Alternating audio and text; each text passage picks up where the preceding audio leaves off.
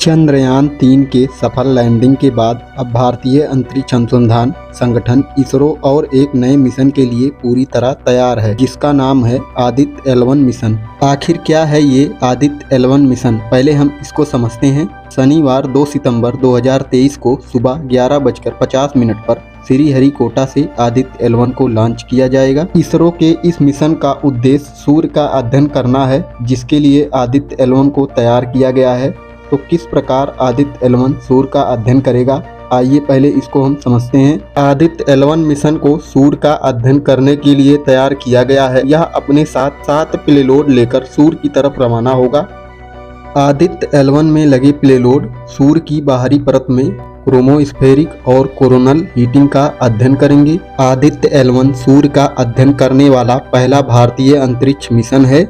Aditya lander अंतरिक्ष यान को पृथ्वी और सूर्य के मध्य लैग्रैंज बिंदु L1 के चारों तरफ एक प्रभमंडल कक्षा में रखा जाएगा, जो पृथ्वी से लगभग 1.5 मिलियन दूरी पर स्थित है। तो पहले हमें यह समझना होगा कि आखिर लैग्रेंज पॉइंट क्या है। लैग्रेंज पॉइंट धरती तथा सूर्य के संबंध में वह बिंदु है जहां पर धरती और सूर्य का गुरुत्वाकर्षण बल एक दूसरे को प्रभावित करता है, जिससे कोई भी वस्तु उस बिंदु पर जाकर स्थिर हो जाता है। इस बिंदु को L1 पॉइंट के नाम से जाना जाता है, क्योंकि यह बिंदु सूर्य के चारों तरफ पृथ्वी की कक्षा में स्थित है।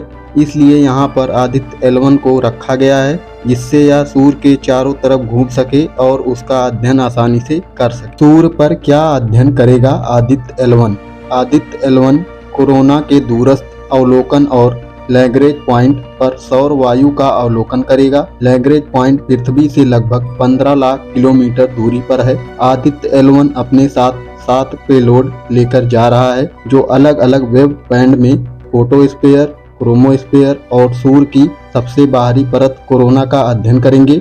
आदित्य L1 अल्ट्रावायलेट पेलोड का उपयोग करके सूर्य की सबसे बाहरी परत का कोरोना का अध्ययन करेगा। अब हम सूर्य से संबंधित कुछ ऐसी बातें आपको बताएंगे जो शायद ही आपको पता हो। सूर्य की आयु लगभग 15 अरब वर्ष है, जिसमें यह 5 अरब वर्ष जी चुका है। सूर्य से निकले प्रकाश पृथ्वी तक पहुंचने में 8 मिनट 16 सेकंड का समय लगाते हैं। सूर्य का सबसे आंतरिक भाग कोर होता है, जिसमें हाइड्रोजन का संलयन हीलियम में होता है। यहीं से सूर्य को ऊर्जा प्राप्त होती है। यह ऊर्जा जब अधिक हो जाती है तो उस तरंग के रूप में निकलती है, जिसे हम एक्स-रे, वाई-रे तथा विद्युत चुंबकीय तरंग के रूप में जानते हैं। यह ऊर्जा जब सूर्य के अंदर बहुत बढ़ जाती है तो सूर्य की सतह को छोड़कर हमारी पृथ्वी की तरफ बढ़ने लगती है। इसी ऊर्जा को सौर ज्वाला के नाम से जाना जाता है। सूर्य के बाहरी सतह के अंतर्गत 3 परत आते हैं: प्रकाश मंडल, वर्णमंडल और सूर्य की सबसे बाहरी सतह कोरोना।